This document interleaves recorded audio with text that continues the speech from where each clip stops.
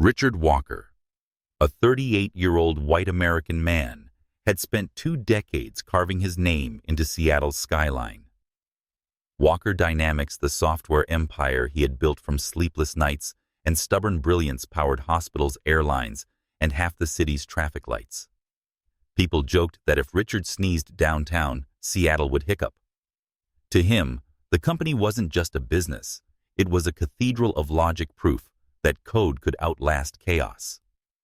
The morning he lost everything, the waters of Elliott Bay were flat as polished glass, a mirror wide enough to swallow a man whole. At 9:00 a.m., Richard walked into the Walker Dynamics boardroom with a calm smile and a leather folder under his arm.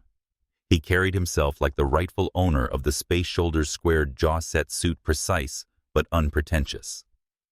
He had no reason to expect what waited for him. Across the gleaming table sat Sophia Reed, a 25-year-old white American woman with sharp blue eyes and raven black hair pulled neatly into a bun. She was more than just the company's head of strategic communications. She was his girlfriend of 2 years. To Richard, Sophia had been light in long winters, elegant yet unpretentious, quick-witted beyond her years. At the far end lounged Mark Ellison, a 30-year-old white American man with sandy hair, an expensive watch, and the kind of smirk that seemed permanently etched onto his face. Mark had arrived 6 months earlier as a venture liaison, swaggering into the company with an arsenal of sarcasm and connections. Richard had never trusted him, but for Sophia's sake, he tolerated the man. She had insisted Mark was useful. Richard, always practical, allowed usefulness to buy time. "Let's get started," the chairwoman said, her voice clipped and cool. "There are serious allegations we need to address." Richard slid his folder onto the table. Allegations against whom? The door opened. 2 men in dark suits entered quietly and stationed themselves against the wall. Richard didn't recognize them, but he could read posture the way others read code. They were security. His pulse ticked once, then steadied. Sophia folded her hands, eyes lowered. Mark's smirk flickered, private and poisonous. The chairwoman slid a tablet across the table. "We received an anonymous tip last night. It contains emails, transfer records, and audio clips suggesting you've been negotiating a private sale of Walker Dynamics' proprietary models to a foreign competitor. If true, it's treason to your shareholders and a violation of federal law." Richard blinked slowly. "That's absurd. Show me the so-called evidence." The tablet was cold beneath his fingers. He scrolled.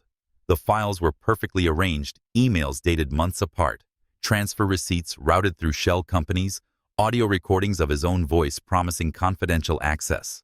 The details went down to the metadata.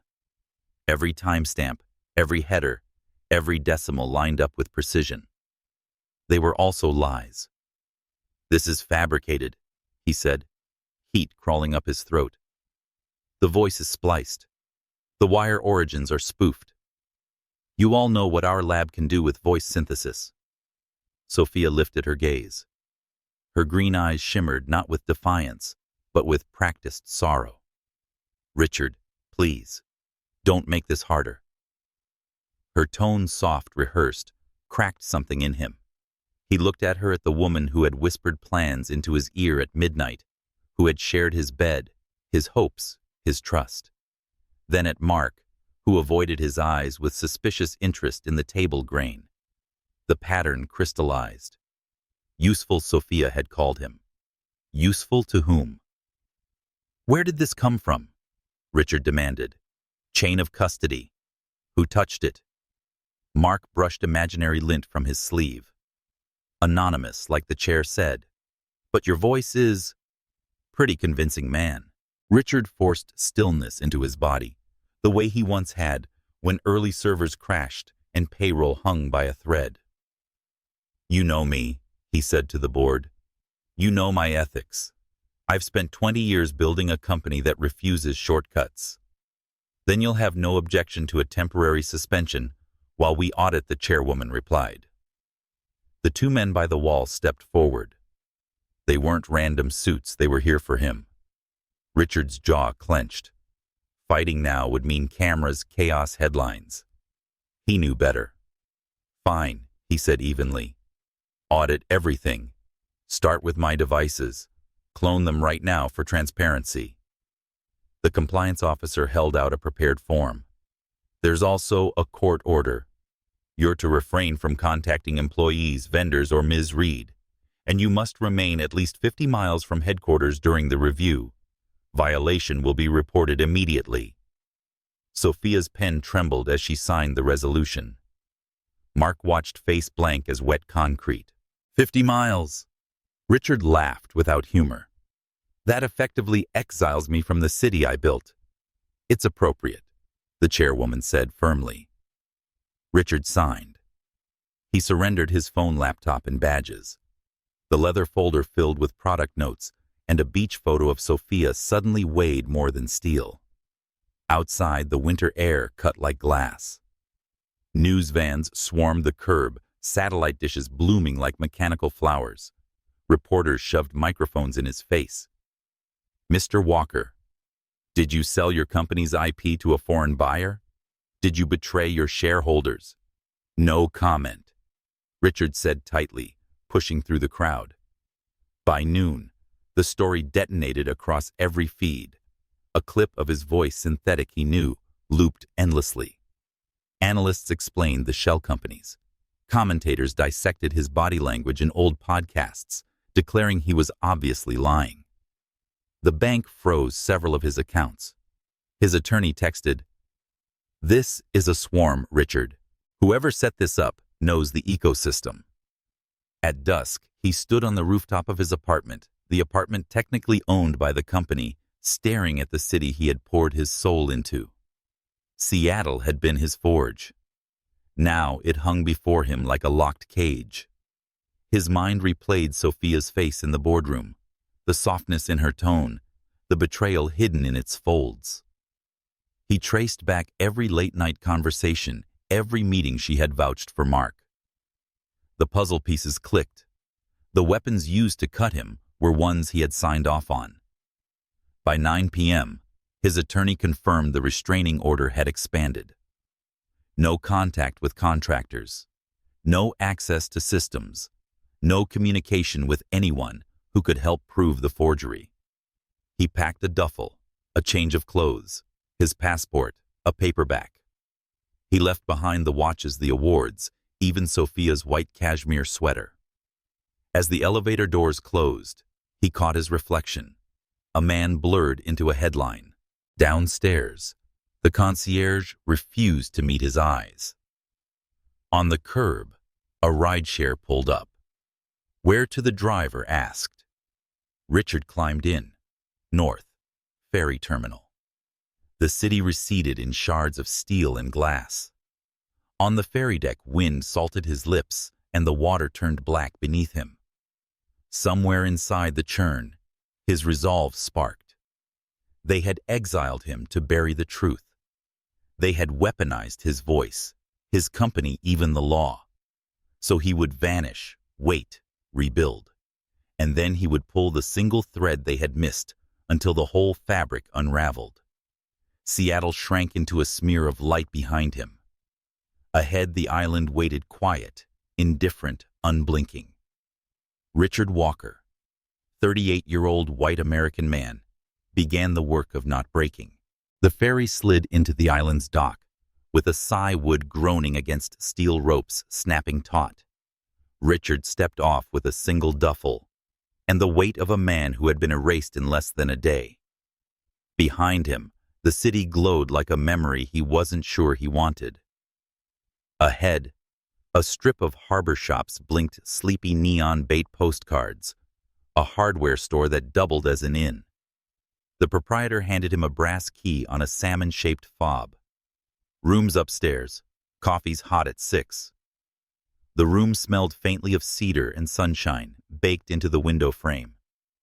He dropped the duffel on the floor and stood at the sill watching gulls tilt over the bay like loose paper. For the first time in 20 years, there was no meeting, No server outage, no urgent call, just quiet. He tried sleeping, but rest was shallow. Every time he closed his eyes, the tablet flashed back fake emails, fake transfers, fake voice. He saw Sophia's pen tremble, Mark's smirk shadow the edges of the boardroom. He turned in the sheets until the silence felt like a bruise pressing against his chest.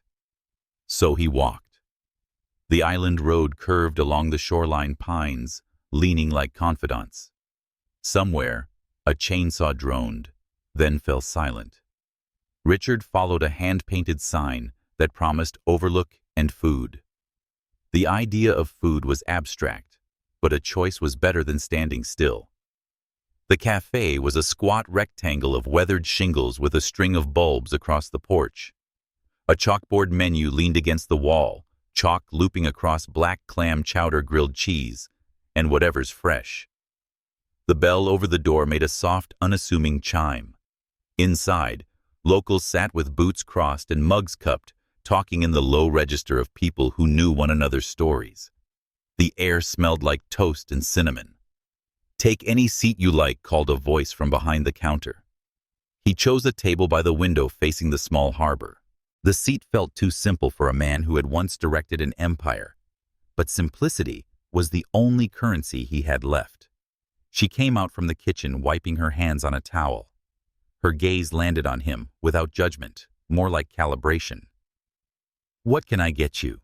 "Soup," Richard said, his voice hoarse. "And coffee." "Chowder and a pour-over," she replied, scribbling on a notepad. "Bread with it." "Yes." "I'm Amara," she added, as though introducing herself was part of the menu. "Richard." He said the name heavier than it had ever felt. She nodded and disappeared into the kitchen. When she returned, she set down a steaming bowl and a cup of coffee poured in a slow circle. He wrapped his hands around the mug, letting the heat soak into his bones, but he didn't pick up the spoon. He stared through the window at the water, still and merciless. "You want lemon?" she asked. He blinked. "For the soup." "Some do." "No, thank you." He still didn't eat. "You look like someone who came a long way to sit still," Amara said gently, leaning on the back of the chair opposite him. A corner of his mouth almost moved. That obvious only to someone who's done it. She tapped the edge of the bowl. "But the chowder's going to develop a complex if you keep ignoring it." The line earned her a thin smile. Richard picked up the spoon. The first bite was heat potato ocean and milk, a reminder of how long he had clenched against needing anything at all. "Better?" she asked. "Yes," he admitted. "Good. Island rule of thumb. Eat first, then decide if the sky is falling." He studied her properly now. A small scar traced her temple, a half-moon catching the light. Around her neck, a leather cord held a silver leaf charm. Her hands carried the strength of work, not decoration. "I used to be better at pretending the sky wasn't involved," he said. "City habit," she replied. "We talk through storms. Doesn't make them smaller." He took another spoonful, slower this time. "Do you always give philosophy with the soup?" "Only the good batches." She smiled faintly, then disappeared back into the kitchen. The room hummed around him, cutlery clinking, laughter folding into the hiss of a skillet, the bell of the door chiming with each arrival. It was the opposite of the boardroom. No accusations, no spectacle, just life moving at a pace that didn't bruise. When Amara returned to refill his coffee, she asked, "You staying long?" "I don't know yet." "That can be long enough," she said simply, then walked away. He finished the chowder. He finished the coffee, and when he stepped onto the porch, his chest felt just a little less locked. The harbor beyond the cafe narrowed into a loop trail, climbing toward an overlook. A wooden bench waited at the highest point, carved with words, "Leave something heavy here." Richard set his hand against the letters and didn't try to be clever. The sea spoke in patient syllables, as if offering him a chance to breathe without conditions. Back at the inn, He found a pad of paper in the desk drawer and wrote a list in block letters. Who gathered the evidence? How did they get voice samples? What systems were used to forge metadata? Who benefits if I disappear? He drew a box around the last line until the paper thinned. Names filled his mind, obvious names, but writing them felt premature. He folded the page into his wallet. That night, he lay in darkness, window cracked, listening to pine sigh and a foghorn speak without urgency. Sleep came without dreams. The morning arrived with the smell of coffee drifting through the floorboards. Richard laced his running shoes and pushed himself along the bluff road until his lungs burned. Sweat felt like proof he was still alive.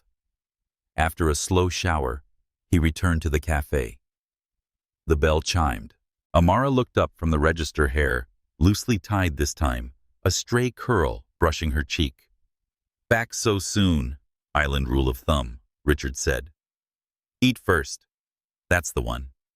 She glanced at the chalkboard. Pancakes or eggs in a skillet with mushrooms. Your call. Skillet.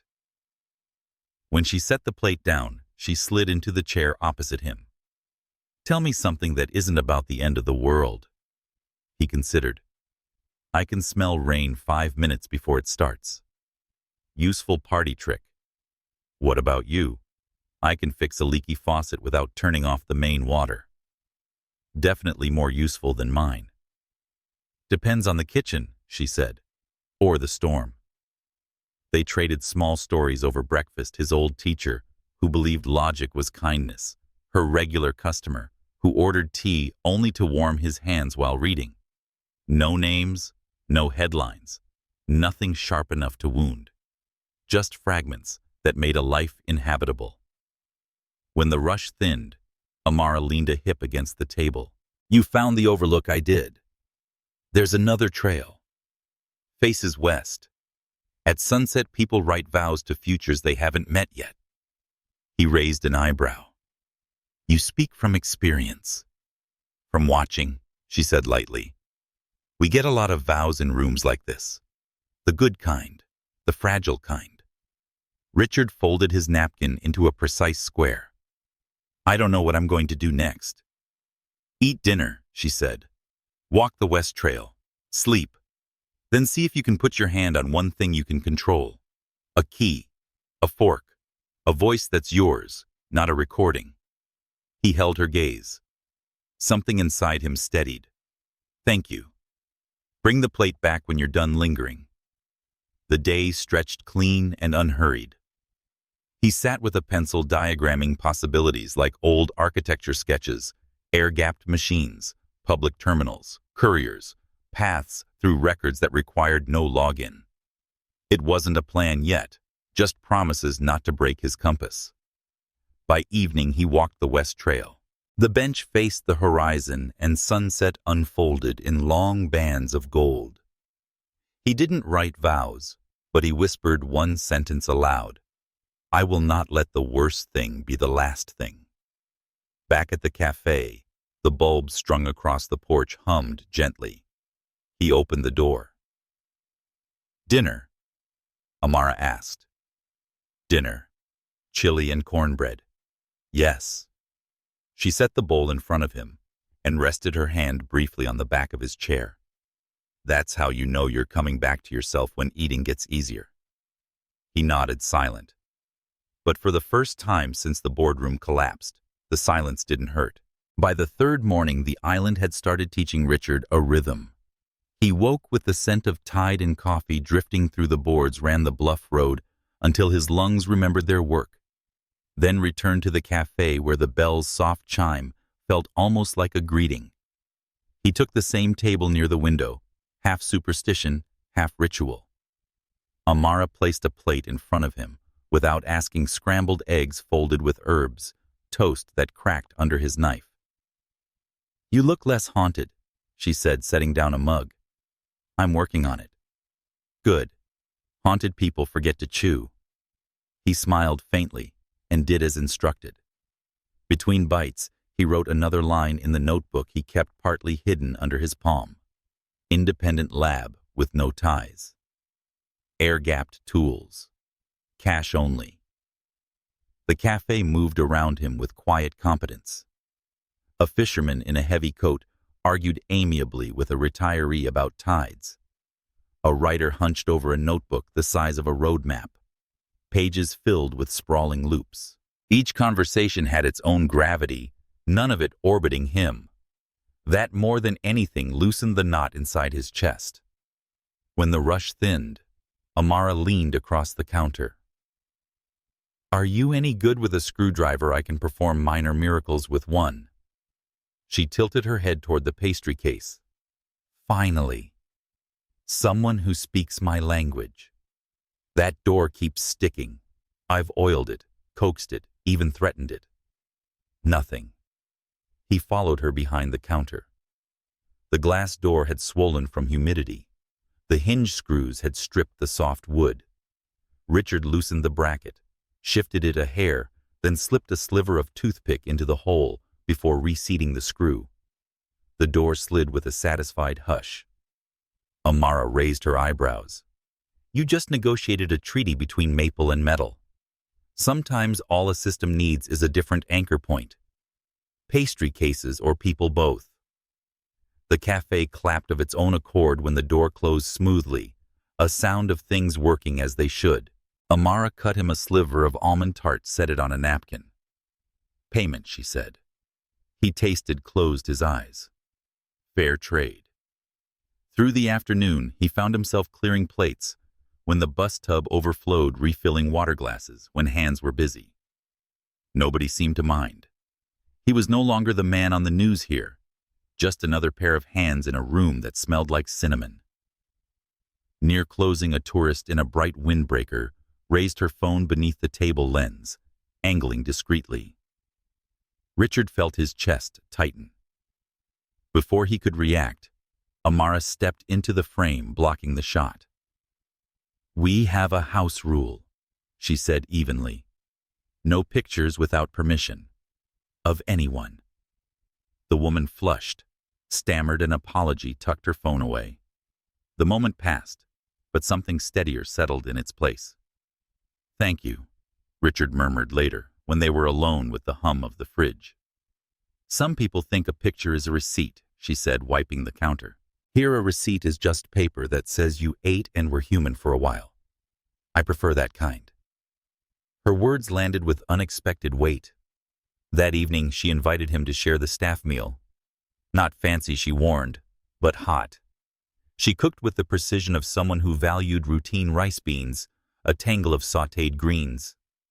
He set the table by the back door while the sky turned pewter.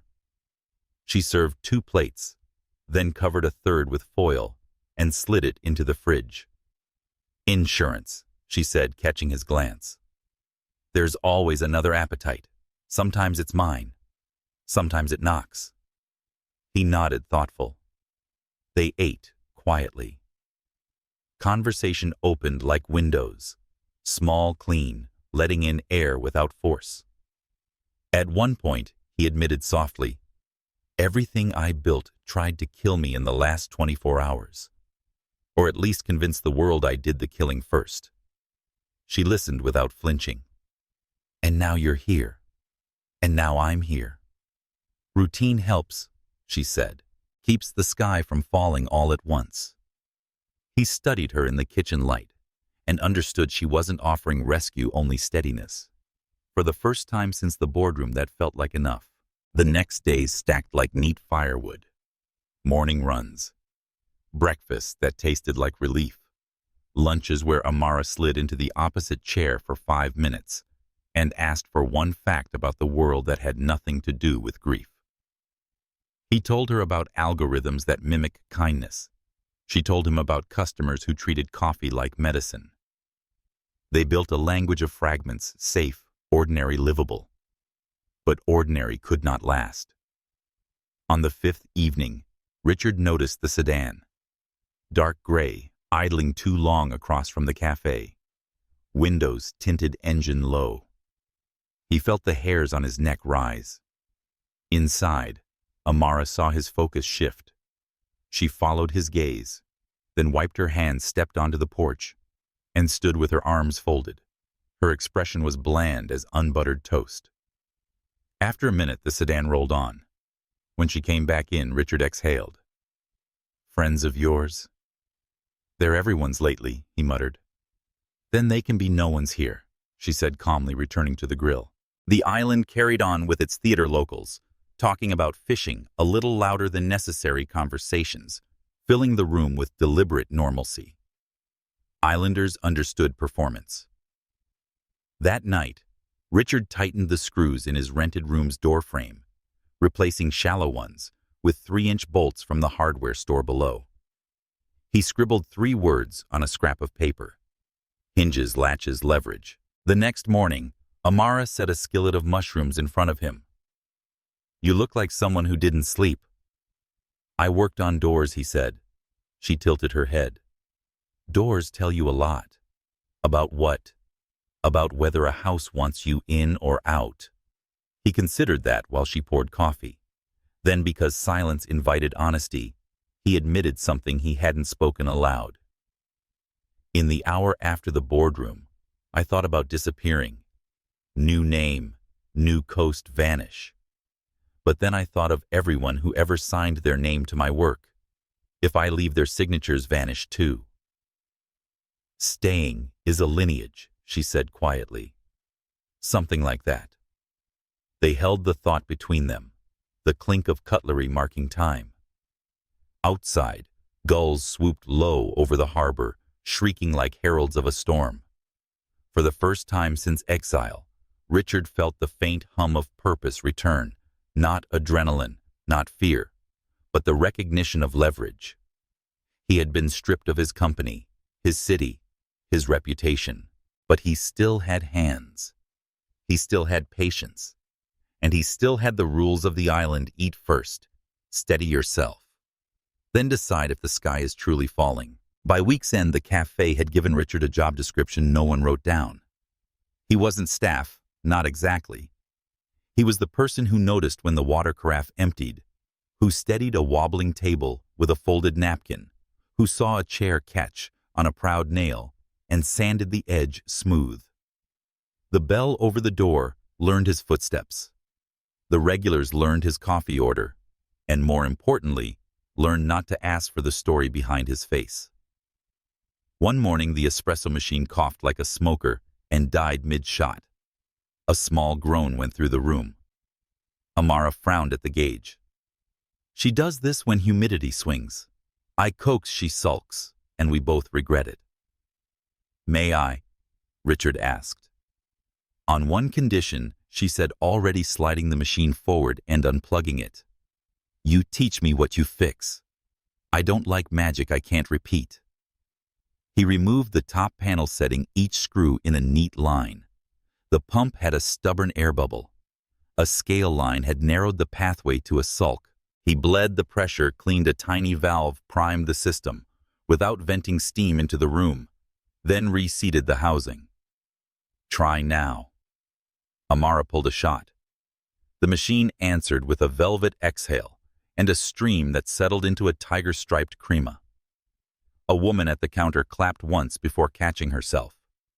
Laughter shook loose from the room. Amara held the demitasse up, as if to the light.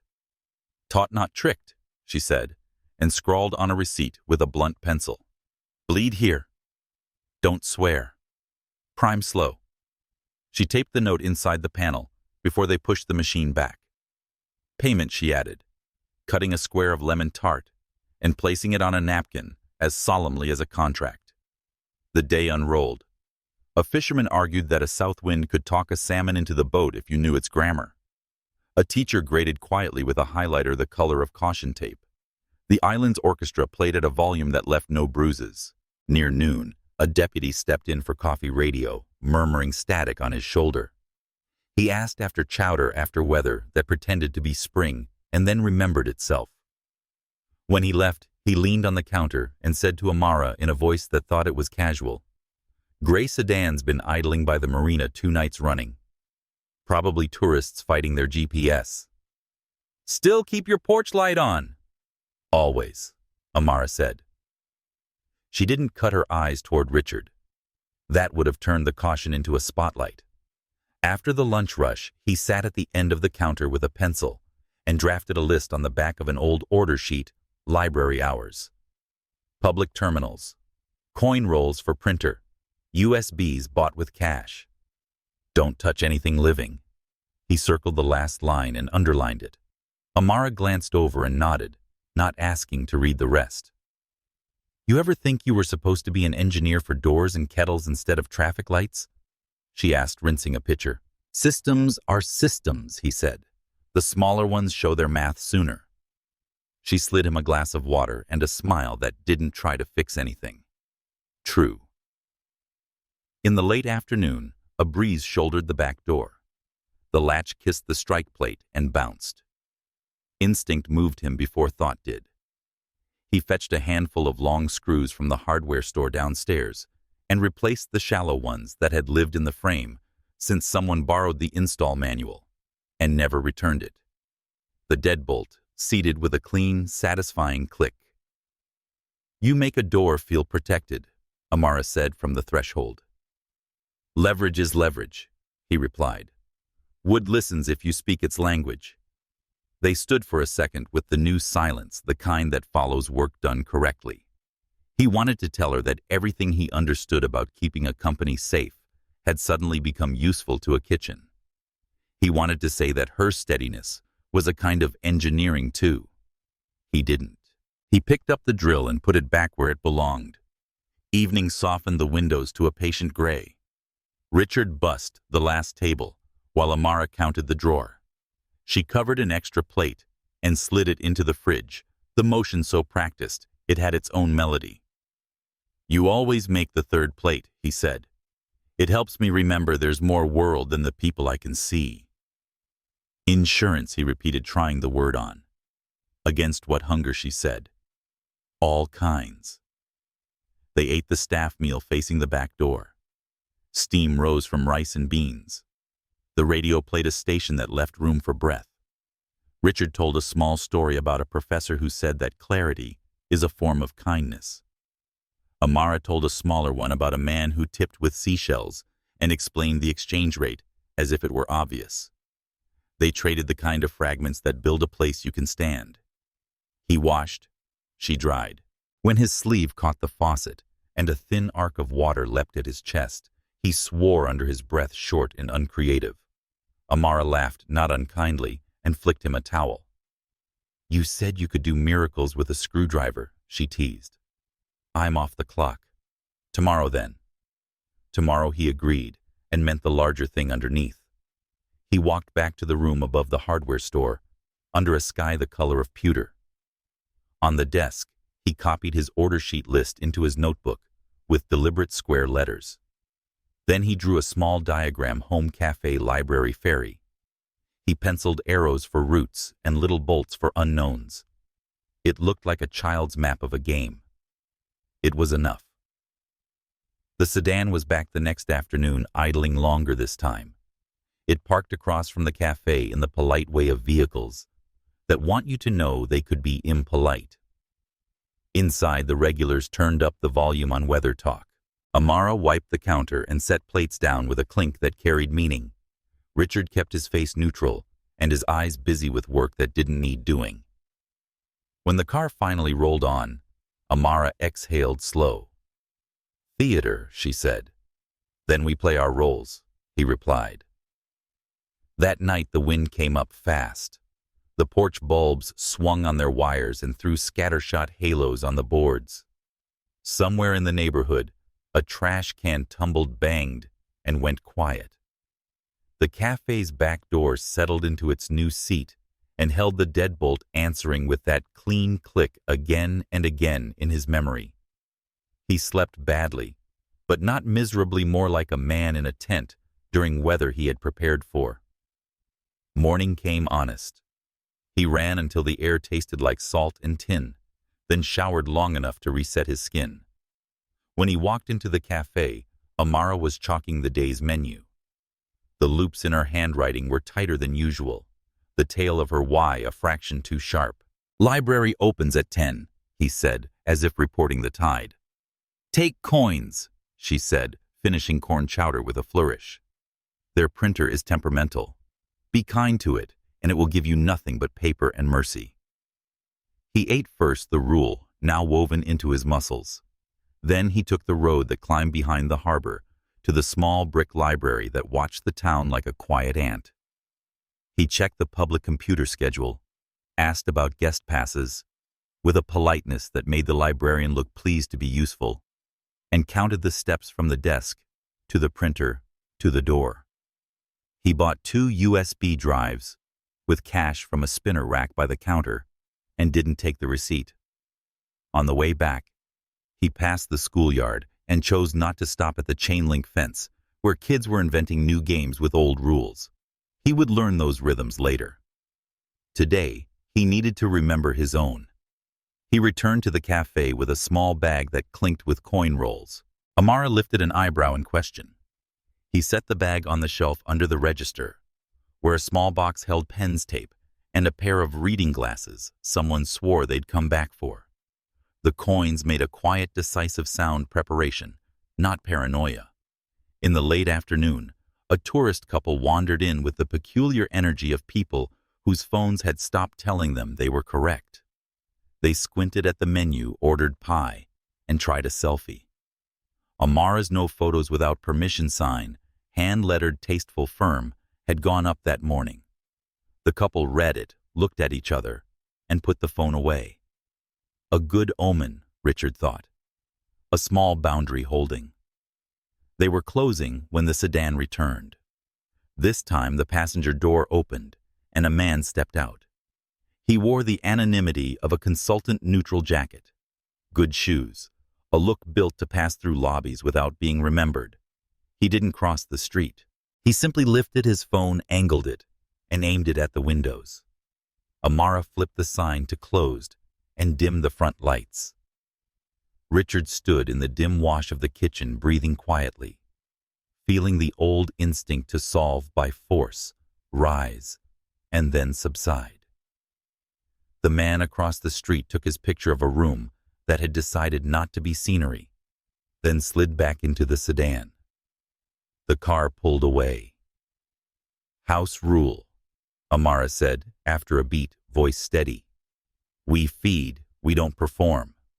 He nodded. "We also document." He pulled his notebook and wrote one line, "Plate the truth on paper before anyone plates a lie." Then he dated the corner. He had learned that dates are a kind of leverage, too. They locked up together, testing the bolt like a ritual. Outside, the wind had settled. The harbor was a black saucer catching the last white of a sky, not yet ready to sleep. "Tomorrow?" Amara asked. "Tomorrow," he said, and felt the word land somewhere structural. They parted at the bend, where the road split one way toward the cottage with hydrangeas that would bloom later, one back to the stairs above the hardware store. He watched the lights in the cafe go out, in a sequence that felt like a lullaby for a room. Then he climbed, sat at the small desk, and drew a box around library at 10.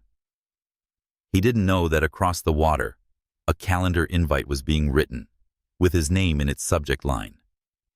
He didn't know that a printer he had never met would in a few days spit out a report whose dry sentences could move a judge. Tonight, he knew only this. The door held. The light dimmed on purpose. The kitchen had chosen to be a kitchen, and the island had lent him its rhythm. On the last line of the page, he wrote in small letters. He rarely used a sentence that felt like a hinge finding its seat. "Eat first. Fix what you can touch, then pull the right thread." And outside, somewhere polite and persistent, the gray sedan learned the shape of a town that did not like being taught to fear. The island school sat on a rise above the harbor, a brick rectangle with a basketball hoop that rattled in the wind. Richard was passing with a paper bag from the market when the sound of laughter tilted the wrong way too tight, delighted with itself at the expense of someone else. A half circle of kids had formed around a girl with a backpack slung on one shoulder. A boy held her notebook high, reading aloud in a sing-song. Another kid bumped her with the gleeful bravery of a crowd. "Hey, Richard," said, not loud, not angry, just the tone that used to quiet a room full of engineers. "Give it back." The boy blinked at him, smirk half-formed, then faltered, when the request didn't carry heat, only certainty. He handed over the notebook. Richard returned it to the girl. "You okay?" he asked. "I will be when they stop being average," she replied. Chin up, voice dry enough to cut rope. "Statistically unlikely," Richard said. "I know." She hooked a thumb toward the road. "My bus is late. I'm headed toward the harbor," he said. "I can walk you as far as the cafe." She considered, as if running his offer through a filter for risk, then nodded. "Okay." They walked in parallel. She traced invisible diagrams in the air as she spoke, boxes and arrows, ladders between boxes. "What were they reading?" he asked. "Menu data. The district posts a CSV that's a mess. I wrote a script to sort lunch options by allergens for Ms. Klein. She has twins. She looks tired." "That's thoughtful," he said, and meant it. "How'd you catch the CSV sitemap? People hide keys under welcome mats." He tried not to smile. "You like puzzles. Puzzles like me." She peered at him sideways. "You're the man from the cafe." "I am. You fixed the espresso machine. Your fix was elegant." It had been a long time since anyone used that word for his work without meaning him by reputation. "Thank you." They reached the porch. The bell chimed when she opened the door. Amara looked up, saw the girl first, and then Richard behind her, and the room warmed as if someone had turned a dimmer. "You two know each other?" Amara asked. "Met on the battlefield," the girl said. "He's competent." "What happened?" Amara asked, already reading the answer in posture and breath. "Statistical outliers attempted social dominance," the girl replied, deadpan. "It failed." The corner of Amara's mouth tipped. "Thank you," she said to Richard, and nothing about the thanks was casual. "Come for dinner. Both of you. 7. White cottage hydrangeas out front." The girl pretended not to brighten. "I'll finish my homework first," she added, to no one in particular. Evening found him at the cottage door with a small basket of berries from the roadside stand. The hydrangeas were ridiculous blue, like a decision. Inside, the kitchen felt like the cafe's echo in minor key. Same economy of motion, softer light. They ate at a small table near a window that framed the last silver of the harbor. Conversation stayed on safe bearings. At first, school supply chains, island weather that changed in the time it took to tie a shoe. The girl, who eventually introduced herself as Lila, pretended not to be curious and failed at pretending within 10 minutes. "What's your favorite kind of problem?" she asked, breaking bread into careful fractions. "Ones that look impossible, until one variable moves a millimeter," he said. "Like stuck bolts," Amara added. "Like most things," Richard agreed. "Graphs or trees," Lila pressed. "Depends on the use case." She tried to hide her smile in her water glass. Noted. Dishes stacked steam fogged the window, and the house settled into the kind of quiet that invites honesty without demanding it. Richard set his mug down and found the words he'd been measuring all afternoon. "I'm in trouble," he said simply. "People I trusted built a story to erase me. They used my voice to sell it. They forged records to prove it. I can't touch my own systems to fight back. I need to do this from the outside and by the book." He looked at Amara, then at Lila.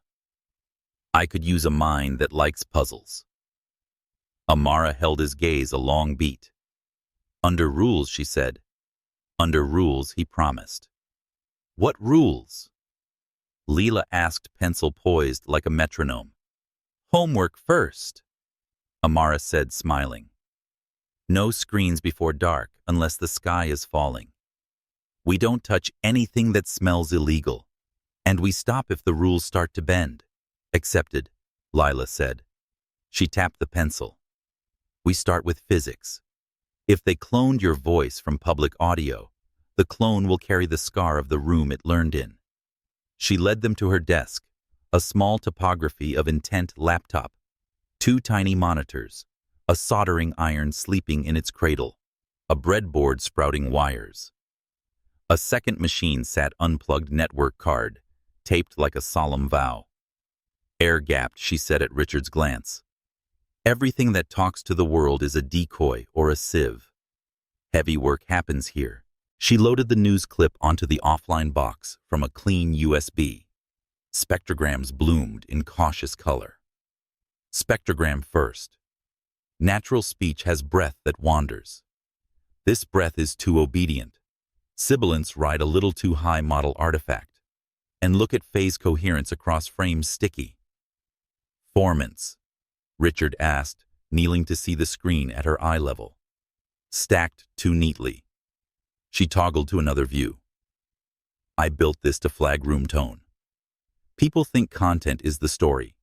Cadence and environment are personality. If they trained on your podcast, the clone will drag your studio with it no matter what room it pretends to be in. 2 windows blinked alive, an old episode of his show and the damning clip. See, the background hum fingerprints don't match the alleged location, but they rhyme with your studio mic's spectral bias. He exhaled a laugh that was half relief, half grief. I knew it. Knowing isn't proof. Not yet, she agreed. But it's a bright arrow. They moved to the PDFs of supposed transfer records that had been circulating. Lila didn't need a network to find seams. Creator tags one thing, she murmured. But the embedded font list is odd. 2 weights of a typeface that bank doesn't use in any public doc I can find. And the time zone in the metadata flips between UTC-5 and UTC-7 inside the same file. Copy-paste breath. People forget documents breathe. Is that enough for a judge? Amara asked. By itself, no, Richard said. With context and a lab, yes. It tells us where to pry and who to hire to pry properly. There's a legal way to widen the trail, Lila said. Public caches love to keep what they're not paid to remember. We can't subpoena, but we can birdwatch. Where did the anonymous upload land before the story took off? Which edge node served it? Sometimes the wire tells you the neighborhood. Amara poured tea, the ritual framing the plan. Then cadence is this. Richard pulls only what a librarian would bless: archived pages, cache snapshots, public eyes. You don't log into anything alive. You pay with coins. Lila stays offline and talks only to physics. I set the metronome meals on time lights out before the plan grows fangs. Richard nodded. I'll take the library in the morning. And if anyone asks why you're around so much, Lila said, eyes bright, you're tutoring me. Math machines, espresso pumps. Payment is dinner and dish duty. Amara added deadpan. It's almost true, Richard said. It's exactly true, Lila countered. Plus graphs. They worked another hour, not to chase victory, but to build clean lines. Lila annotated each finding in a hand, small enough to hide in margins, breath too obedient, sibilance elevated, phase sticky, room tone mismatch, metadata time zone drift, font inconsistency. Richard wrote the date at the top of every page, a habit he had begun to recognize as a quiet kind of courage. When they finally stood, the house made the sound old wood makes when it approves an easing of joints, a sigh that says, held. Amara packed leftovers into a container and slid it into a paper bag. For the morning, she said, brains argue better when fed. On the walk back, the harbor lay black and glassy, the moon a pale coin, trying to decide whether to purchase the night. Across the street from the cafe, a sedan sat where the wind had taught it nothing. This time, Richard didn't watch it long. He measured the porch light, the bolt he had set, the boundary they had drawn, and kept moving. In his room above the hardware store, he lined up tomorrow's coin rolls and wrote a sentence on a clean page. Prove the lie by listening to what it can't help carrying. Beneath it, smaller, eat first. He slept, and for once, his dreams didn't involve boardrooms. They involved a spectrogram that breathed like the tide, and a graph whose edges snapped into place when the right node was nudged a millimeter. Morning would bring the library's hum printers that liked exact change and a stack of clean USBs. Tonight, the kitchen light at the cottage clicked off in a sequence that felt like a lullaby, and the island kept its promise to hold. The library kept island hours and island manners. A bell above the door chimed with the softness of a conscience. Richard signed the guest ledger with a blunt pencil, accepted a paper day pass, and chose a terminal that faced a corkboard covered in lost cat notices and quilting circles. Coins bought time. Time bought paper. He moved like a careful tide. No logins, no private accounts, no searches that tied to his name. He pulled only what a librarian would bless: archived versions of news pages, cached, upload forms, public Whois records that still remembered their owner's sitemap snapshots from sites that prided themselves on being transparent. He printed sparingly, fed the tray, exact change, and gathered the warm sheets with the formality of a ritual. On a spinner rack by the desk, he bought 2 more USB drives with cash. He declined a receipt with a smile that read, "Neighbor, not nervous." When the librarian joked about printers that preferred nickels to wisdom, he laughed and meant it. Back at the cafe, the afternoon light angled across the floor like a ruler. Lila arrived with her backpack and the brisk air of a mind that had been pacing all day. They took the corner table nearest the outlet they would not use. Amara set down 3 glasses of water, as if opening arguments required hydration. "Public crumbs," Richard said, tapping the stack. "Eat first. Then we let the paper talk." They did. Then the pencils came out. Lila spread the printouts the way a cartographer spreads maps. "Let's birdwatch," she said, eyes bright. Not content. Cadence. Timing. Roots. They began with the first news story that embedded the damning audio. Buried 3 clicks down beneath a paragraph about urgent concerns, the site's performance dashboard linked to a public CDN status page. Lila leaned in. "Edge nodes," she murmured. "Look at the distribution." That upload hit the Pacific Northwest, then jumped to an edge that rarely serves this region. She circled a label in neat graphite. Odd, not impossible. But odd pays rent. "Why send West Coast heat through a Midwest door?" Richard asked. "Because someone's bucket lives there," she said. CDNs label customers by buckets. The node name is a clue to the house. They cross-referenced the label. The CDN's marketing site, proud of speed, hungry for case studies, kept a client list. It didn't show bucket names exactly, but it bragged in a way that could be turned into math. Lila built a quick hash on paper block letters, becoming a codebook label. Segments, region, likely customers. Her pencil paused over a line. "Client bucket includes a crisis communications firm," she said. Amara's eyebrows rose. "The kind that sells narrative management when fires start." "And when they're bored," Lila said. Their public case studies overlapped this bucket's regions like twins. They annotated, dated each page, then moved on. A sitemap snapshot from the crisis firm's site, captured by a polite crawler that never slept, showed a short-lived slug in a Media Lab subdirectory stewardship transition scripting. It had been live for an hour, then hidden, but the cache still hummed its ghost. "Language matches the smear," Richard said, throat tight. "They called it stewardship when they shoved me out of my own company." Amara kept her voice level. Keep it on paper. We don't name villains. We name facts. They printed the snapshot and taped the timestamp to the margin like a tag on evidence. Lila flipped to a different pile, a conference agenda from 6 months back, archived by a regional tech press site. There, in a photograph, a man from the crisis firm shook hands with a presenter from an affiliated media lab. The caption read, "Voice First Storytelling for Leadership Transitions." On the far edge of the frame, blurred but unmistakable, stood Mark, angled toward the lens in a way that suggested he enjoyed being adjacent to power. They said nothing for a moment, 3 breaths, measured and clean. "Correlation," Amara said.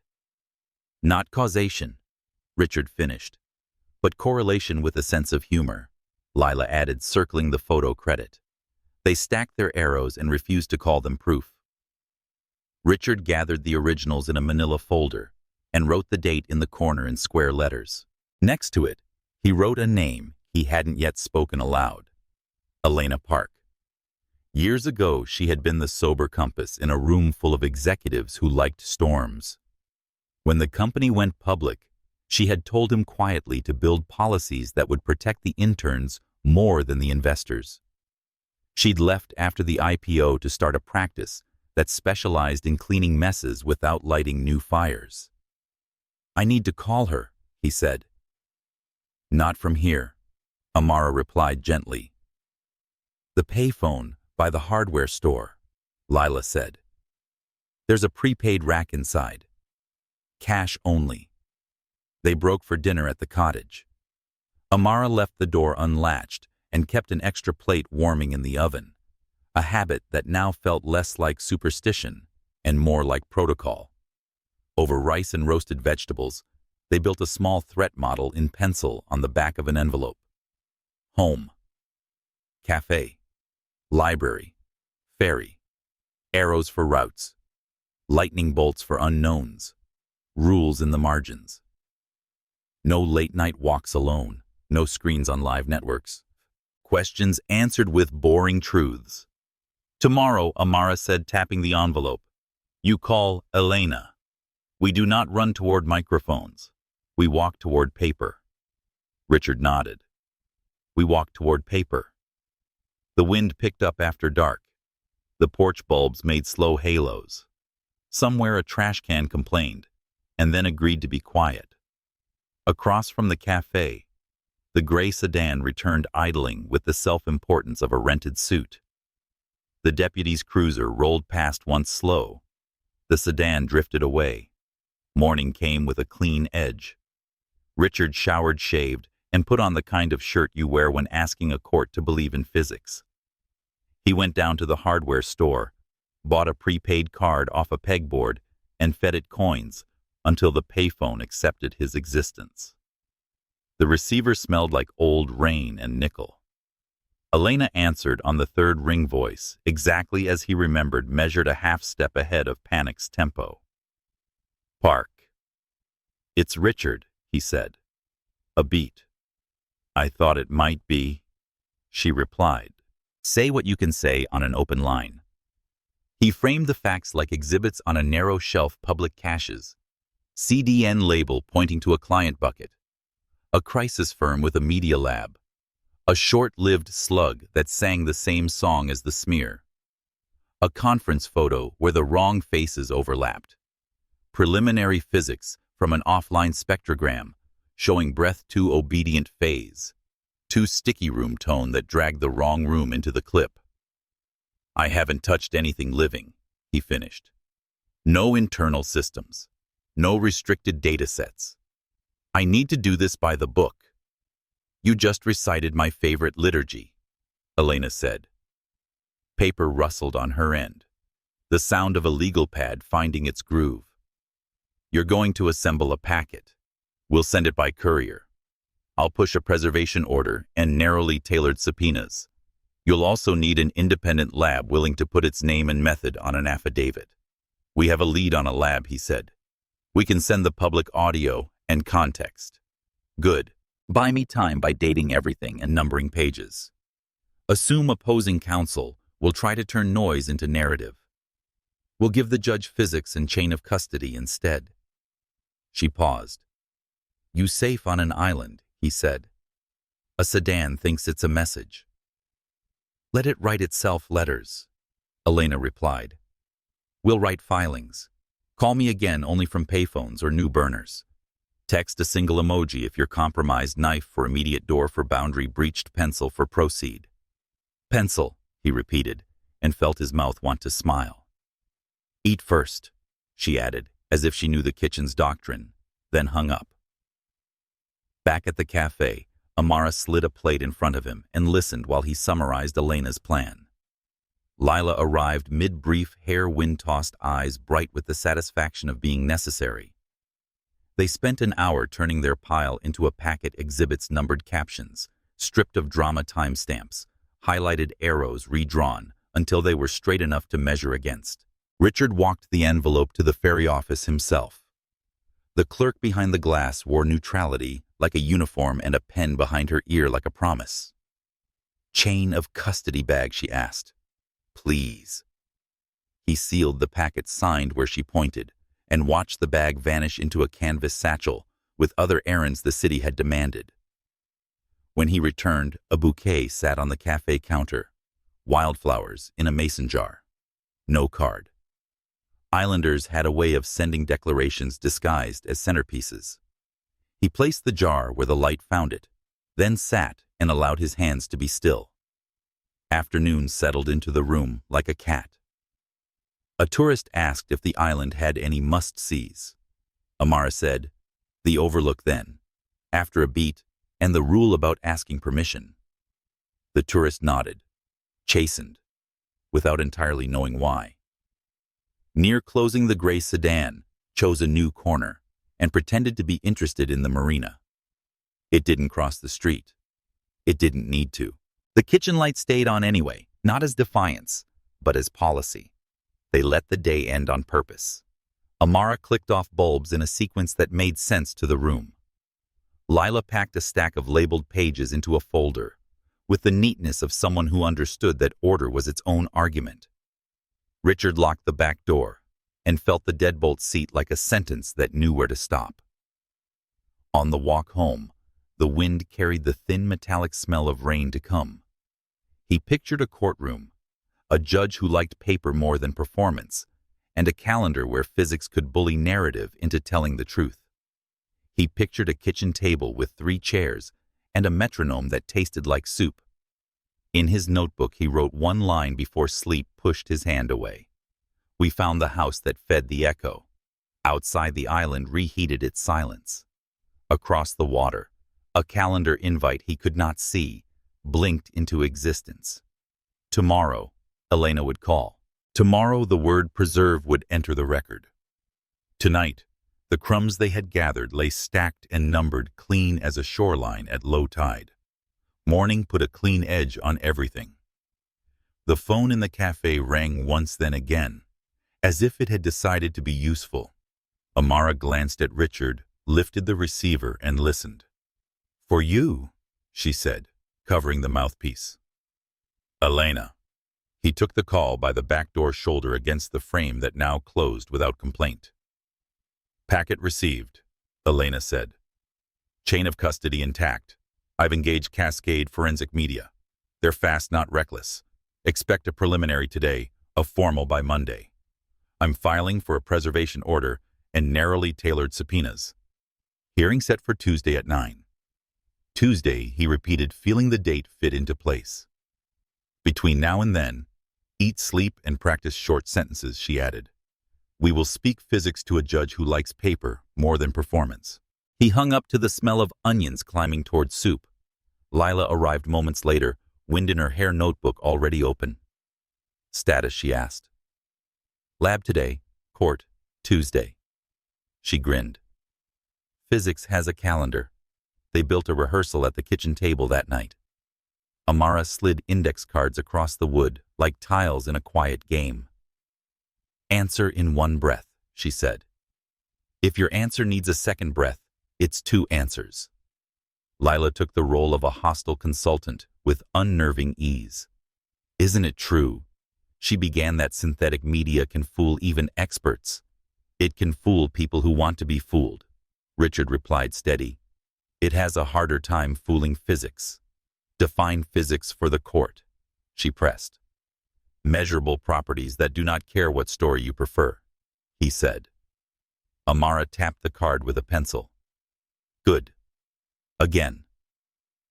They ran drills until laughter knocked the corners off the fear. When Amara sliced lemon tart, she boxed 2 extra pieces and labeled the lid Tuesday sugar for stamina. Rituals became logistics. Logistics became courage. The lab called just before closing. The voice on the other end sounded like a scientist's metronome. Preliminary, only the analyst said. Non-trivial indicators of synthesis in the audio, attributed to your client. Elevated sibilance, sticky phase coherence, and environmental bias, consistent with a known recording space that does not match the purported location. Will expand methods and confidence in the formal. Richard fell back against the door jamb and closed his eyes for a heartbeat. Thank you, he said. After he relayed the call, Amara set a plate in front of him and without comment added a second roll.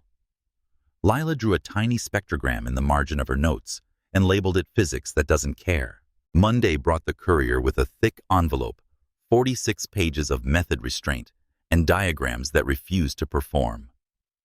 Elena's message followed, perfect. Bring 2 clean copies to court. Do not talk to anyone you don't have to. They took the early ferry Tuesday. Wind tried to negotiate. The boat declined. On the ride across, Amara reviewed the 3 public sentences they had agreed upon. I respect the process, she said, and he repeated it.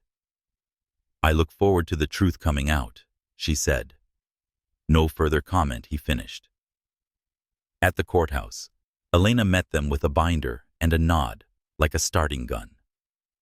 You'll sit, you'll breathe, you'll answer in nouns and verbs, she said. Let me catch any knives that fly. The hearing room was small, fluorescent, unsentimental. A bailiff called the docket. The judge looked like a man who had trained his impatience to do honest work. Elena went first.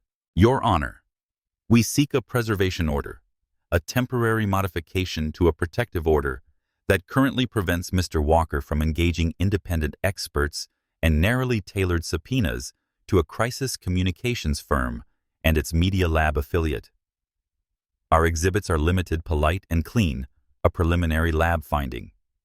Timestamps from public caches, evidence of a short-lived web slug titled Stewardship Transition, scripting, and a timeline that rhymes too neatly to be coincidence. Opposing counsel stood with the confidence of a billable hour. Speculation and screenshots, Your Honor. A fishing expedition by a disgruntled executive. The physics don't care about adjectives, Elena said evenly. We're not asking the court to decide the merits. We're asking the court to keep the records from evaporating and to allow Mr. Walker to engage adults who know what they're doing. The judge turned a few pages. The lab, he said. What is its posture? Independent, Elena answered. Methodological. Experienced with synthetic media. He nodded once, the way people do when a gear finds its tooth. Preservation order granted. Subpoenas approved as tailored here. He tapped the packet. Temporary modification to the protective order to permit engagement with independent experts and specified former staff for the limited purpose of defense. The 50-mile restriction is unnecessary. We'll replace it with a no-contact provision as to individuals named. Opposing counsel began to object. The judge lifted a hand. Don't. I dislike theater before lunch. We reconvene in 2 weeks for a status conference. In the meantime, nobody sweeps corners. If I learn someone did, I will make the consequences educational.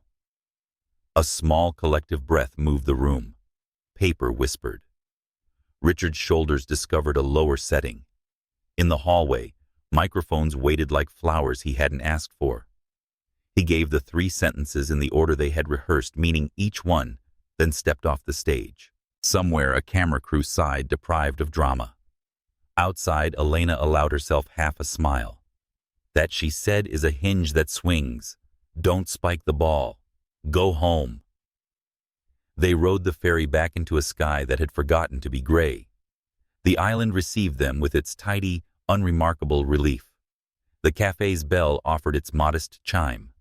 Amara slid a plate across the counter. Lila pretended not to sprint from the back. Well, she asked already, grinning. Preserve, Richard said, counting on his fingers. Subpoena modify no contact experts, and a mirror to read old files without touching the living thing. Physics wins again, Lila said, triumphant and practical in the same breath. They ate. They cleaned. They let Tuesday settle into the room like proof cooling on a rack. The sedan did a lazy loop near dusk, then chose another street as if boredom had finally become policy. Inside, Amara wrote status conference 2 weeks on a scrap of paper and stuck it to the fridge with a magnet shaped like a buoy. After dinner, they resumed drills at the table.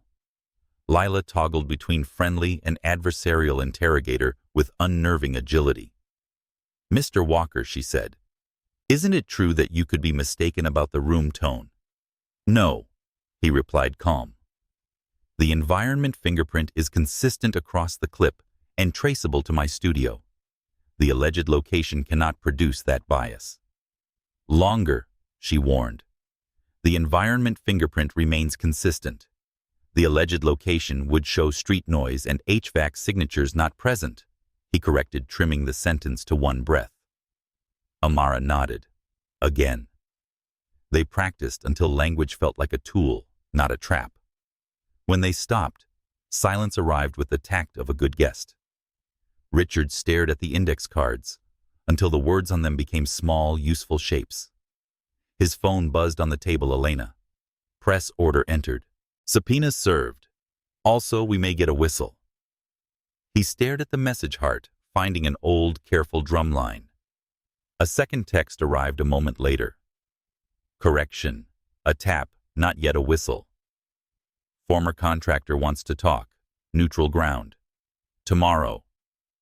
He showed the screen to Amara and Lila. The room ran the calculation without speaking.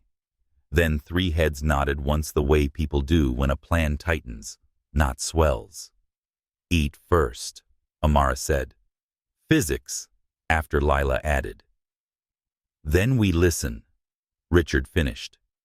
He pocketed the phone, watched the porch light catch the curve of the street, and understood that the next move would be quiet.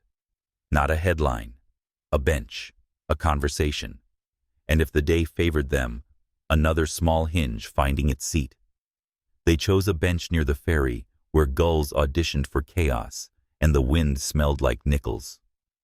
The man arrived in a cap, pulled low, hands, restless, eyes clear. He didn't sit right away. He looked at the water as if asking it for permission.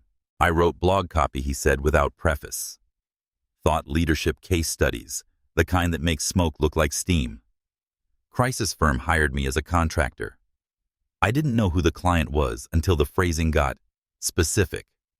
He produced a small thumb drive and a document already notarized. Richard didn't reach for either. Elena's paralegal, waiting 2 benches away, with a canvas messenger bag, stepped forward and held out a tamper-evident pouch. Chain of custody, she said softly. The contractor slid the drive in. She sealed, labeled, and had him sign. The notary page bore a crisp stamp. No drama, only procedure. I was in the room when they workshopped language. He continued, voice compact with embarrassment. Phrases like voice first, stewardship transition. Slides with slugs like stewardship transition, scripting. Templates for how to seed a story. I never saw your audio, but I saw the scaffolding go up. He swallowed. When I asked questions, the work stopped coming. I don't want to be part of it. Thank you, Richard said, meaning every syllable. You didn't hear this from me, the contractor added, almost ritual. But make sure a judge hears it. He stood lighter by something you couldn't weigh, and walked toward a ferry loading with other small redemptions. The paralegal logged the time and location on a form whose boxes calmed the page. "We'll courier this straight to the lab," she said. "No detours." Back at the cottage, they didn't plug anything into anything. The drive sat like a patient in quarantine until it left sealed again in the paralegal's bag. Amara poured tea and set 3 mugs in a triangle, as if geometry could help. "Scaffold is not the building," she said. "It's the shape that tells you what the building wants to be," Richard replied. "And now we have nails," Lila added, tapping her pencil against the tabletop. They turned to paper while the courier crossed water. Lila refined their timeline with the zeal of someone who liked when clocks confessed. She overlaid the first anonymous upload with a public update on the crisis firm's site copyright footer, ticked twice inside 10 minutes. On the same morning, the clip started to trend. A cache of the Media Lab's site map still listed a page that had never quite learned to hide. "Odd loves friends," she said. "These are friends. They ate because ritual is shield and fuel." Amara boxed leftovers with the muscle memory of someone who believed tomorrow existed. The deputy stopped by for coffee and mentioned incidentally that a gray sedan had been doing laps around the marina again. "Probably nothing," he said. "Keep your porch light on." Amara nodded. She did not look at Richard. The sedan returned near dusk, parked with exaggerated politeness along the opposite curb. Through the window, a phone lifted, paused, lowered. The door didn't open. The car drifted away like a thought trying to remember what it came for. "House rule," Amara said, wiping the counter. "We feed. We do not perform." "New rule," Richard added, writing it down. "We also collect our own receipts." Evening rehearsed being night. The island made its small domestic sounds, a screen door, complaining, a bicycle chain arguing with rust, a far-off dog reconsidering its opinions. Richard walked back to the room above the hardware store and wrote a single line before sleep arrived, with clean shoes. "Scaffold plus nails plus physics equals something courts can carry." Morning delivered paper. Elena's text came at 8:13. "Lab has the drive. Early red templates consistent with what you described. Nothing explosive yet, but the phrasing is a fingerprint. I'm pushing for a preservation order addendum to cover source files and drafts." A second message followed. "Also, a judge likes it when the story is arithmetic. Keep building your sums." So they did. Richard returned to the library with coin rolls and patience, printing a slim stack of public transparency pages, CDN uptime logs, client brag sheets, a cached staff bio that had quietly added synthetic media leadership the week the campaign began.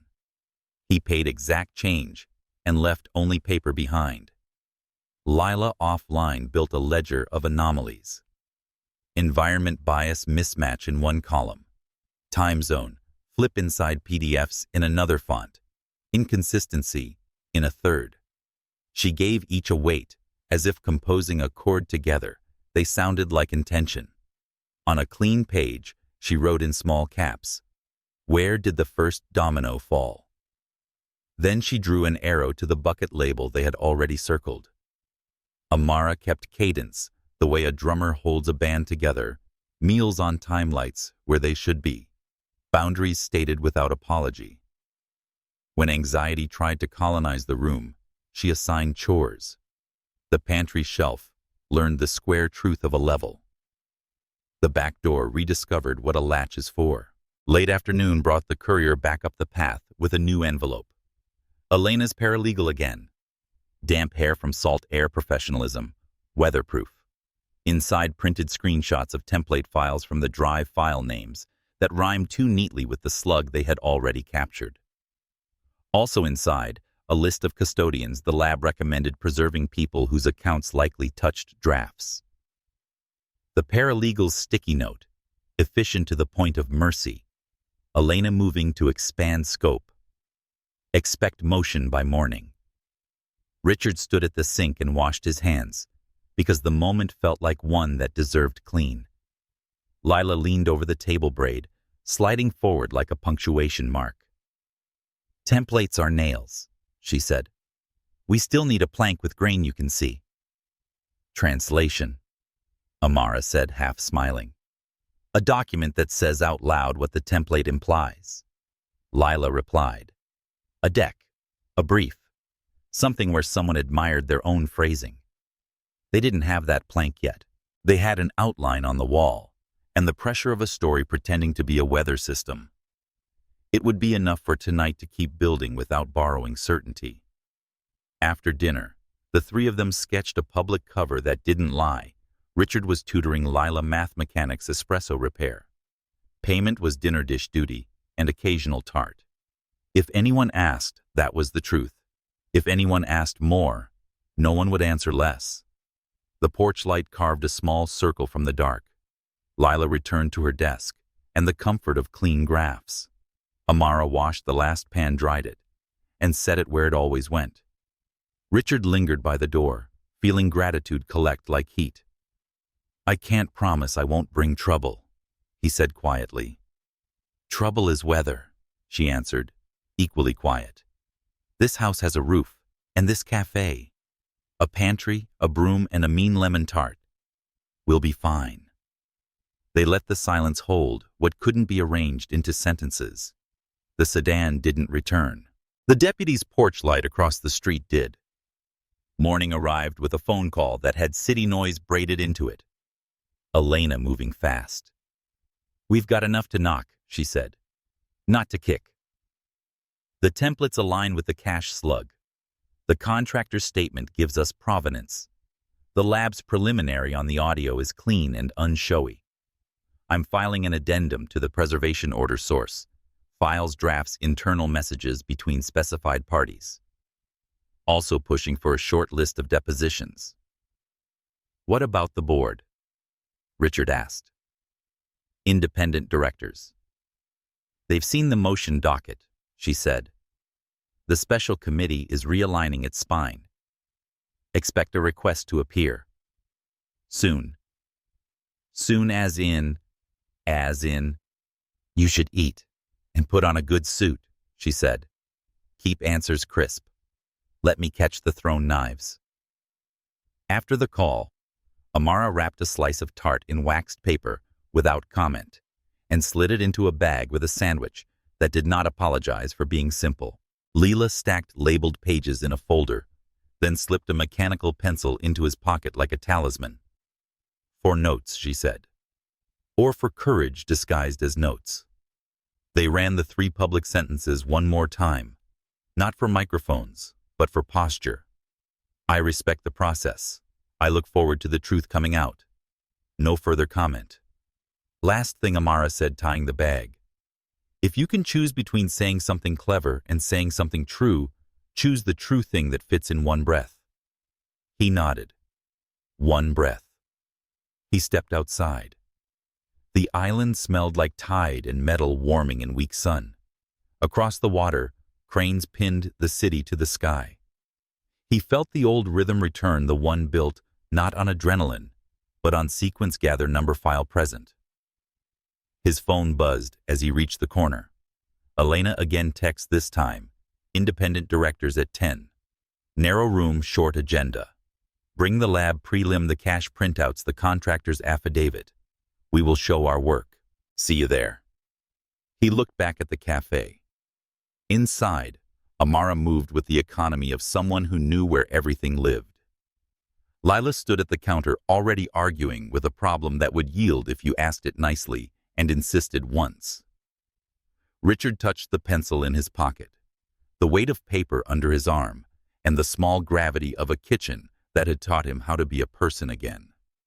"Eat first," he murmured, and ate 2 bites of sandwich on the steps, a sip of coffee that remembered to be hot, then headed toward the ferry, toward a room with rules, and toward a table that for the first time in too long might be level. The ferry shouldered through a seam of pale water and set him down at a city that pretended not to remember him. Elena met him at the courthouse steps with a binder under one arm and a nod that meant we're on script. Independent directors 10 sharp, she said. Narrow room. Short agenda. Show your work. Breathe. The boardroom wasn't the long glass amphitheater where he'd fallen. This one was rectangular, deliberate, with blinds half open to a skyline that refused to take sides. At the head sat the chair of the special committee, reading glasses, low gavel, conspicuously absent. Mr. Walker, Ms. Park. Thank you, the chair said. Statement, questions, motions. No interruptions. No theatrics. Elena slid a slim packet across the table, the lab's preliminary cash printouts with timestamps boxed in neat graphite, the contractor's notarized statement, a timeline stripped of adjectives. Exhibits A through D, she said. Chain of custody attached. Richard stood. He hadn't brought notes. He had rehearsed truth until it could travel without them. I built this company to put good math between people and chaos, he said. Last month, someone used my voice to sell the opposite. Cascade. Forensic media finds non-trivial indicators of synthesis. The clip carries the room tone of my podcast studio, no matter what room it pretends to be in. The banking PDFs circulating online flip time zones inside a single file and use a font the bank doesn't. Public caches tie the initial anonymous upload to a client bucket that serves a crisis communications firm and its media lab. A contractor has supplied templates using the phrase voice-first stewardship transition the week before the leak. I'm not asking you to adjudicate guilt. I'm asking you to preserve everything, to suspend spend with implicated vendors, pending review, to correct prior statements that presented allegations as fact, and to let me engage independent experts and a short list of former staff so we can show our work to a court. He sat. The quiet that followed was careful, not hostile. A director with salt at his temples cleared his throat. Mr. Walker, why should we trust your interpretation? You shouldn't, Richard said. You should trust physics and process. That's why the lab is here and why we moved for preservation before anyone had time to tidy. Another director tapped the packet. Ms. Park's scope of subpoenas. Drafts, templates, and communications between specified parties and the crisis firm and its media partner limited to synthetic audio messaging around leadership transitions and the leak in question, Elena said. Narrowly tailored. We already know which part of the lake holds fish. Company counsel tried on a frown. This is extraordinary. What's extraordinary, the chair replied, is rewriting a man with a press release. She conferred briefly with two colleagues, then straightened. We'll proceed to motions. They voted the way people vote when the path is finally visible. Motion 1, adopt and enforce a preservation protocol across internal systems and outside vendors. Passed unanimous.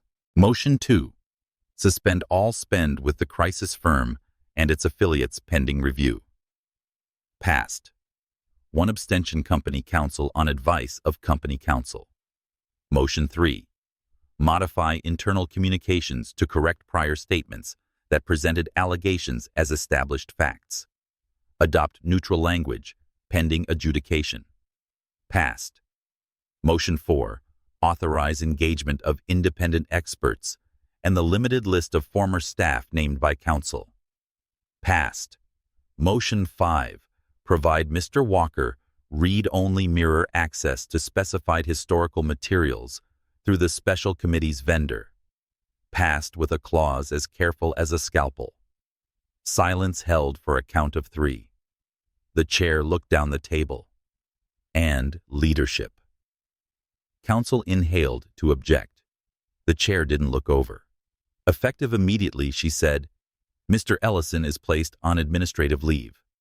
Ms. Reed will step back from communications decisions, pending the outcome of this review.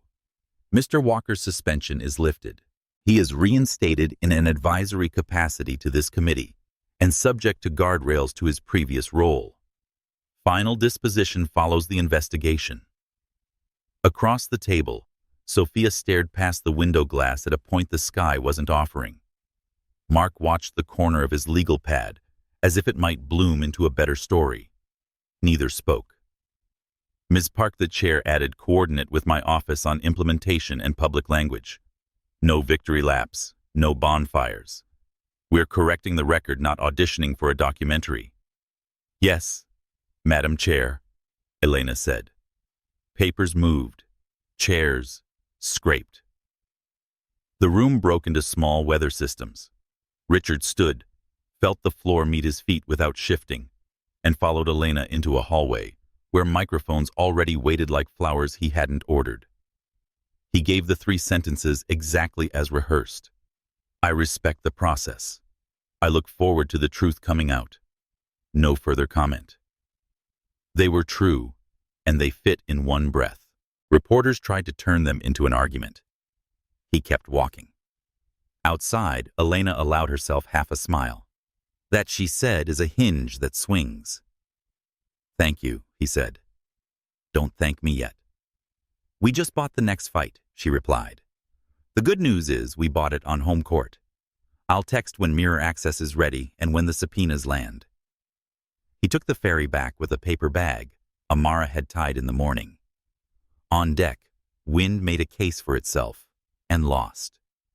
He ate half the sandwich because doctrine had become muscle, and saved the tart because hope had learned manners.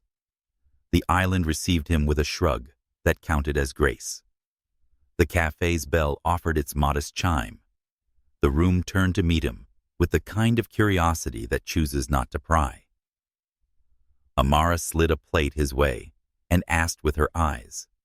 He gave the version the room deserved: motions, mirror suspensions, guardrails. No gossip. Physics still walking, Lila said, already climbing onto a stool pencil at attention. On a path with rails, he said. They sketched the next 2 weeks on scrap paper. Mirror access means mapping without touching the living system. Exhibits to shape for a status conference. Expert declaration to file when the lab's formal report arrived. Amara wrote each block on a slip, arranged them on the counter, and moved them around until the cadence felt right. If anyone asks why you're here so much, she said, pinning the slips with a salt shaker, you're tutoring. Math mechanics and espresso repair, Lila added deadpan. Payment is dinner and the privilege of washing bowls. Amara finished. Plus graph theory, he said. Obviously, Lila replied. Dusk put a varnish on the windows. The gray sedan did a courteous loop and chose a different street, as if boredom had finally become policy. A fisherman came in for coffee he didn't need, and left a few extra bills without counting them. The librarian from up the hill ordered pie and told a quiet story about a book that had found its reader on the 3rd try. Islanders practiced solidarity in small denominations. After closing the kitchen, settled the way good rooms do after they've done their work. Amara loosened his tie like someone who knew how to make complicated things simple. They didn't kiss. Not yet. But the pause between what was and what would be gained gravity. 2 weeks, she said, sticking a magnet on the fridge over a slip that read, Status Conference. 2 weeks, he echoed. We build clean lines. We keep receipts. We let the kitchen light do what it does. He walked back to the room above the hardware store, under a sky that had finally remembered how to be blue in the dark.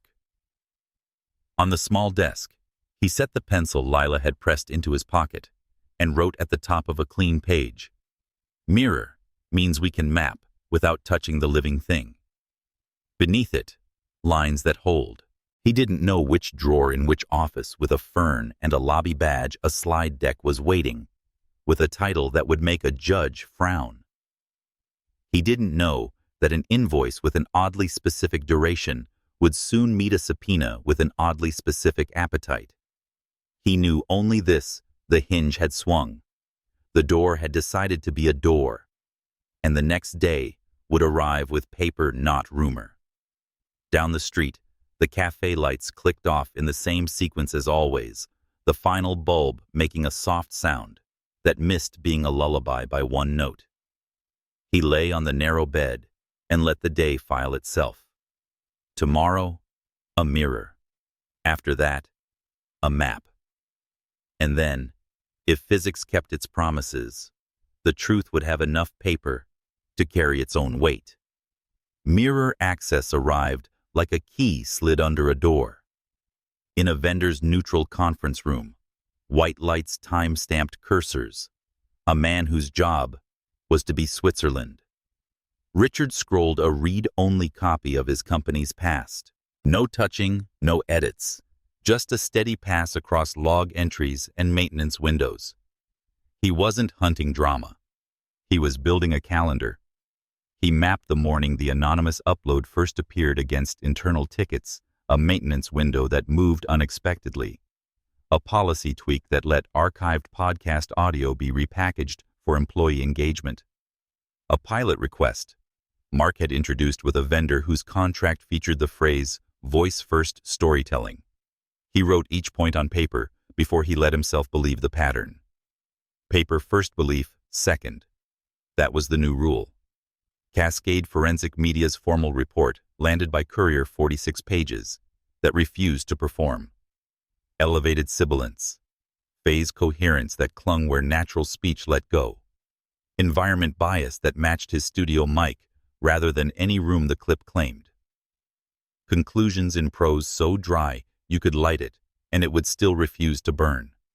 Elena filed an expert declaration before lunch. At the status conference, the judge frowned at intervals that made opposing counsel sweat and stiffened the spine of his earlier orders. Preserve drafts, produce source files, log who touched what and when.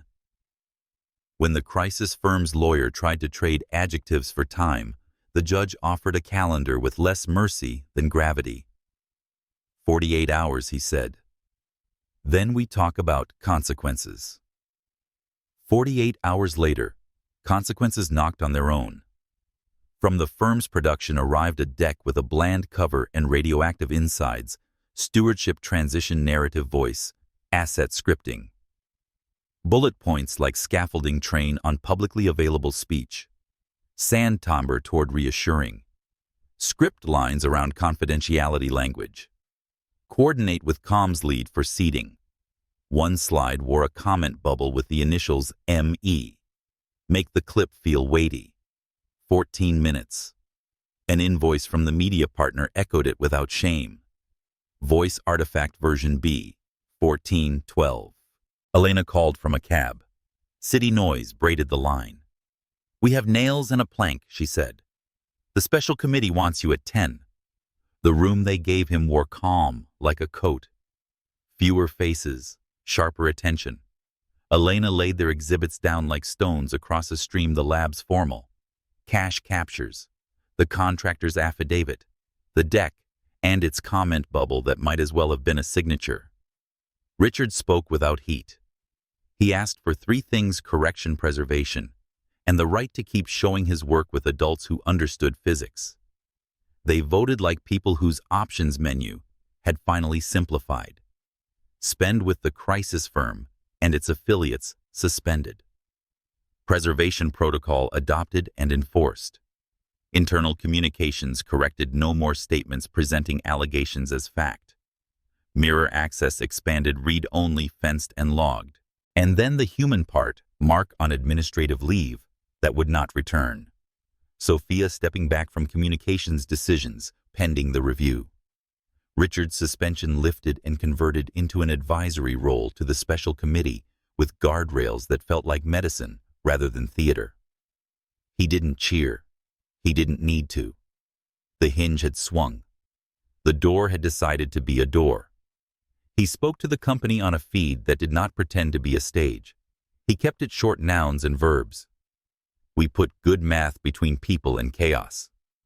That hasn't changed. We corrected the record where we were wrong, and we'll show the rest of our work to the court. Meanwhile, your work stands. Thank you for holding the line.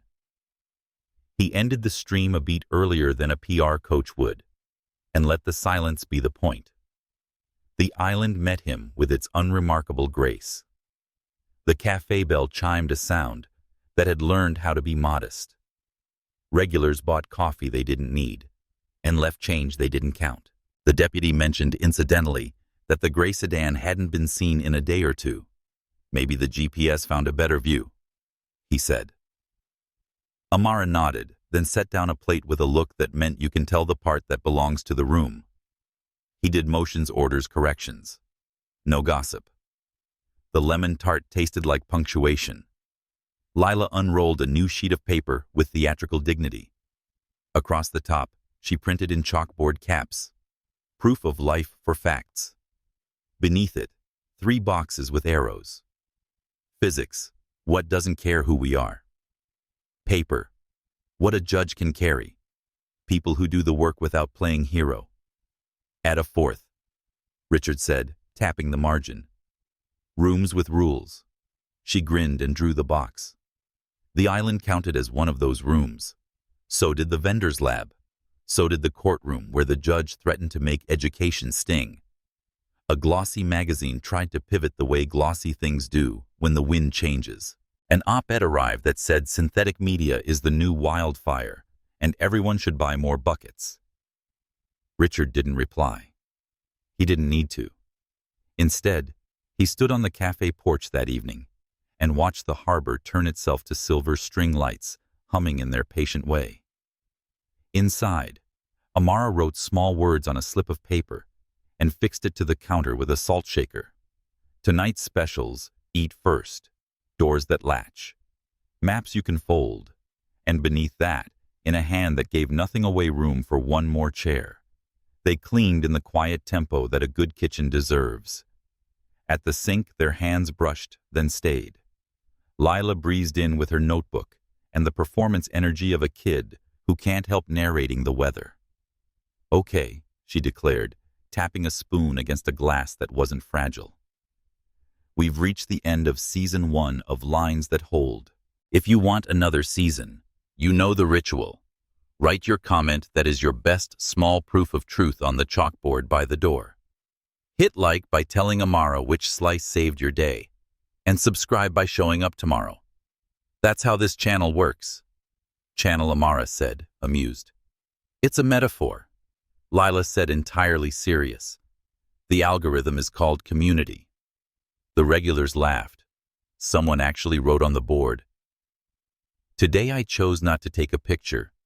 It felt like respect." Someone else drew a tiny buoy and a note that read, "Lemon tart. Panic." Richard felt something quiet and symmetrical line up inside his chest. He looked at Amara and saw the future, without wanting to narrate it too loudly. Later, on the overlook bench, where the wood told strangers to leave something heavy, he tied string lights along the railing and set a blue glass bottle in the center with a sprig of rosemary. The ring waited where light could find it when it was time. He didn't kneel that night, not yet. He sat and watched the day's tide finish its work and thought about how leverage had changed shape for him. Not stock price, not headlines, not signatures in a prospectus, but screws replaced with longer ones.